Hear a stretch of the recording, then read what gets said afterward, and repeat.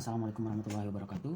Nama saya Gigi Pilihanto, NPM 1007003181338. Kali ini saya akan mempresentasikan hasil penelitian saya, yakni strategi pengentasan kemiskinan di Desa Kemuning, Kecamatan Margoyoso, Kabupaten Karanganyar. Seperti yang kita ketahui bahwa desa merupakan wilayah yang dicirikan melalui kegiatannya yang didominasi oleh pertanian, sehingga tidak jarang desa memiliki banyak sekali sumber daya alam yang ada di dalamnya. Akan tetapi desa juga tidak lepas dari stigma bahwa terdapat masalah kemiskinan yang sering terjadi di dalamnya. Begitu pula Desa Kemuning. Desa Kemuning memiliki potensi alam, baik itu kesuburan tanah maupun keindahan alamnya, karena desa ini terletak di kaki Gunung Lawu. Desa Kemuning juga bisa dikatakan pusatnya Kecamatan Margoyoso karena terdapat berbagai fasilitas umum di dalamnya. Selain itu, desa ini juga telah menerapkan konsep Smart Village sehingga mampu memenangkan BCA Desa Wisata Award tahun 2011 kategori digital. Akan tetapi, potensi yang dimiliki Desa Kemuning ini belum mampu untuk menyelesaikan masalah kemiskinan yang ada di dalamnya. Seperti yang kita ketahui bahwa Desa Kemuning ini menempati nomor 3 keluarga miskin terbesar di Kecamatan Margoyoso pada tahun 2020. Kaji mengatakan bahwa kemiskinan merupakan kondisi yang terbatas sehingga tidak mampu memenuhi kebutuhan dasar baik primer maupun sekunder. Hal tersebut juga telah dijelaskan oleh Chambers, di mana kemiskinan ini merupakan masalah yang multidimensi, saling berkaitan sehingga digambarkan melalui lingkaran setan.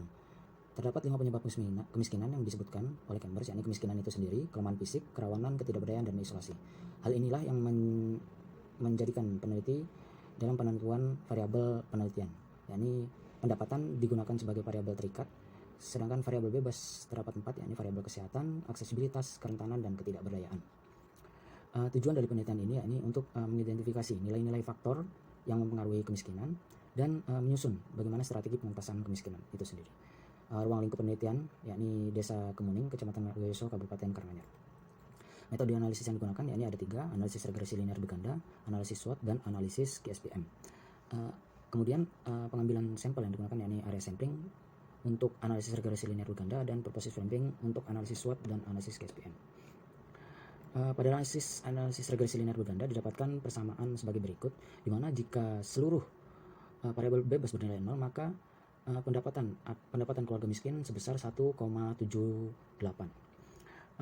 Sedangkan jika variabel kesehatan dan aksesibilitas naik 1 poin, maka pendapatan akan naik juga. Akan tetapi jika variabel kerentanan dan ketidakberdayaan naik 1 poin, maka pendapatan akan mengalami penurunan. Didapatkan juga hasil uji T dari analisis regresi. Diketahui bahwa variabel kesehatan tidak memiliki pengaruh terhadap pendapatan, sedangkan aksesibilitas memiliki pengaruh positif terhadap pendapatan, dan kerentanan dan ketidakberdayaan memiliki pengaruh negatif terhadap pendapatan. Untuk uji F, diketahui bahwa seluruh variabel bebas berpengaruh terhadap pendapatan secara simultan. Setelah kita mengetahui bahwa dari keempat variabel bebas tersebut hanya variabel kesehatan saja yang tidak berpengaruh, maka variabel kesehatan tidak akan dimasukkan pada analisis SWOT yang akan dilakukan berikutnya. Analisis SWOT yang dilakukan pada penelitian ini yakni dengan menentukan faktor internal dan eksternal berdasarkan hasil pengamatan, kuesioner, wawancara, dan data sekunder. Diketahui bahwa kekuatan dan kelemahan Desa Kemuning dalam pengentasan kemiskinan yakni sebagai berikut. Di antaranya, Desa Kemuning telah menerapkan konsep Smart Village, terdapat potensi yakni pemandangan alam yang indah, memiliki kegiatan ekonomi yang cukup besar, yakni terdapat pabrik teh, terdapat terminal tipe C, dan rasio ketergantungannya yang hanya di angka 46,93. Sedangkan kelemahannya yakni rasio kemandiriannya yang tergolong sangat rendah, tidak punya program dalam peningkatan kapasitas pada RP Jamdes, dan seterusnya. Sedangkan pada faktor eksternal yakni peluang dan ancaman, Desa Kemuning punya peluang, yakni sudah ada perda terkait pengentasan kemiskinan di Kabupaten Karanganyar, dan terdapat tim khusus penanggulangan kemiskinan dari tingkat nasional hingga kabupaten.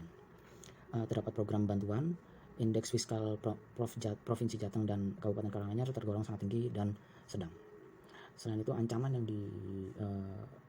dihadapi oleh Desa Kemuning yakni kenaikan harga bahan pokok, bahan bakar minyak, perbedaan data kemiskinan, terdapat BUMDes di desa sebelah yang lebih maju, sektor grosir desa yang bersaing dengan e-commerce yang sudah besar, dan habitat monyet yang dekat dengan permukiman sehingga mengancam pertanian hortikultura.